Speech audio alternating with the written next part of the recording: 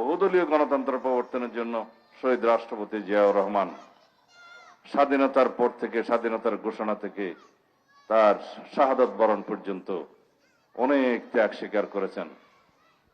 দেশনেত্রী বেগম খালেদা জিয়া গণতন্ত্র পুনরুদ্ধারের জন্য সামরিক স্বৈরাচার বিরোধী আন্দোলনে আপসহীন দেশনেত্রী খেতাব পেয়ে এই দেশকে স্বৈরাচার মুক্ত করেছিলেন 1990। তারপরে গণতন্ত্রের জন্য সংগ্রাম করতে করতে তিনি তার নিজের জীবন বিসর্জন দিয়েছেন, ফ্যাসিবাদ মুক্ত করেছেন। আমাদের নেতা, যার হাতে বাংলাদেশের পতাকা, জনাব তারেক রহমান, তিনি এখন বাংলাদেশের জন্য পরিকল্পনা দিয়েছেন জনগণের সামনে, বাংলাদেশের মানুষের জন্য কর্মসূচি দিয়েছেন জনগণের সামনে। আমাদের প্রধান নীতি সবার আগে বাংলাদেশ, এদেশের জনগণ, এদেশের মাটি ও মানুষ আমাদের অস্তিত্ব।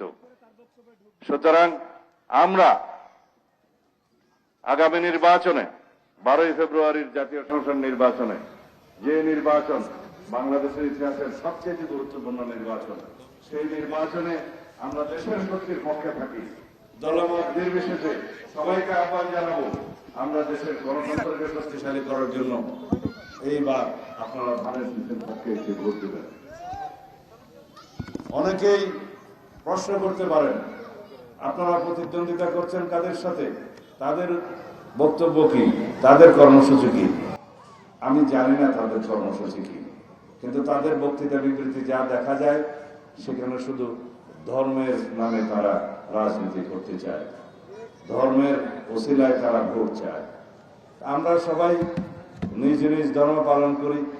এখানেও বঙ্গবিলছড়িতেও আমরা হিন্দু, বৌদ্ধ, খ্রিস্টান সবাই আছে, মুসলমান আছে। এদেশের শতকরা 90-92 মানুষ মুসলমান। আমরা যার যার ধর্ম স্বাধীনভাবে পালন করি, যার যার উপাসনালয়ে স্বাধীনভাবে যাই।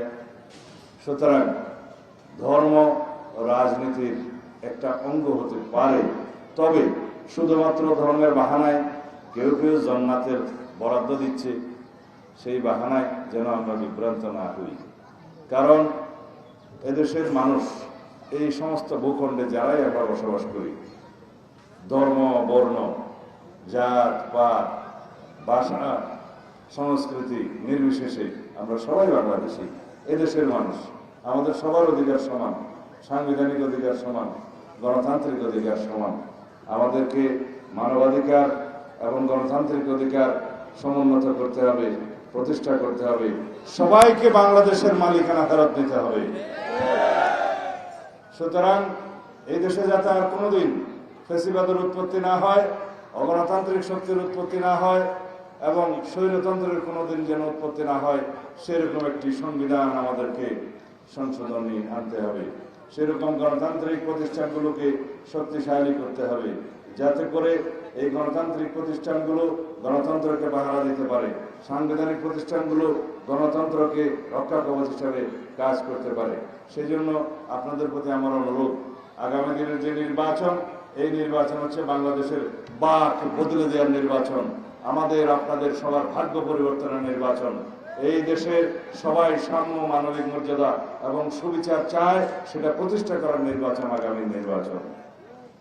ইতারা ভাবতেছি দুই চার লাইন শুদ্ধ ভাষা নবলি আর টেলিভিশন আইসে তুমি বুঝতে হয় এখন শুদ্ধ ভাষা কিছু পাওয়া উচিত। শরীর খুব একটা ভালো নয়, 52 কিলোমিটার দূরত্ব না বুঝি এই এলাকা ইয়ান নতুন করি ইউনিয়ন করি স্বাধীন করি অনরারে পয়লা 30 বছর আগে নদ দিলাম না, তো জিবা 30 বছর আগে স্বাধীনভাবে ইউনিয়ন করি তারে এবার কি ওনারা ভাড়া গেলে তেরবেন না? বঙ্গবিলছড়িগঞ্জে আইয়ের কইলাম ইয়ান এত সুন্দর জায়গা, এটা যদি রাখেন গড় পানি খাইতে দিতাম। এত পাহাড় পরিবেষ্টিত, এই নদী বেষ্টিত এবং সবুজ সবুজ আর সবুজ গাছপালা পরিবেষ্টিত সুন্দর প্রাকৃতিক পরিবেশ, খুব ভালো লাগে। এখানকার মানুষ অনেক বেশি মায়া করে আমাকে।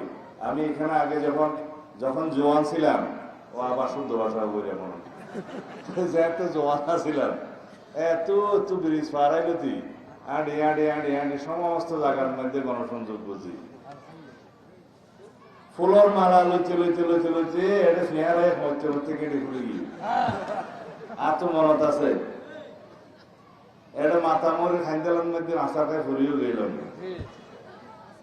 কিন্তু আজিয়া ইনশাআল্লাহ সমস্ত উন্নয়ন পরিকল্পনা বাস্তবায়ন করি আমরা রিয়ান খান শ্রমিক শহরও গিয়ে পর্যটন কেন্দ্রও গিয়ে করি আরো হইব ইনশাআল্লাহ আগামী দিনে যদি আল্লাহ রাব্বুল আলামিন সুযোগ দেয় আমরা সমর্থন করেন বাংলাদেশের যদি আর বাংলাদেশ জাতীয়তাবাদী দল বিএনপি সরকার গঠিত হয় ইনশাআল্লাহ আর নেতা জনাব তারেক রহমান প্রধানমন্ত্রী হইব ইবা জিয়াউর রহমানের ফোয়া ইবা দেশনেত্রী বেগম খালেদা জিয়ার ফোয়া জিয়াউর রহমানের রক্ত ইবা ধমনিত দেশনেত্রী বেগম খালেদা জিয়ার রক্ত ইবা ধমনিত দেশপ্রেম বাংলাদেশের নিরাপত্তা স্বাধীনতা ইবার কাছে নিশ্চিত সুতরাং আর বাংলাদেশের মানুষের পক্ষের শক্তি এবং বাংলাদেশের পক্ষের শক্তি বাংলাদেশের উন্নয়নের শক্তি সমৃদ্ধির এবং অগ্রগতির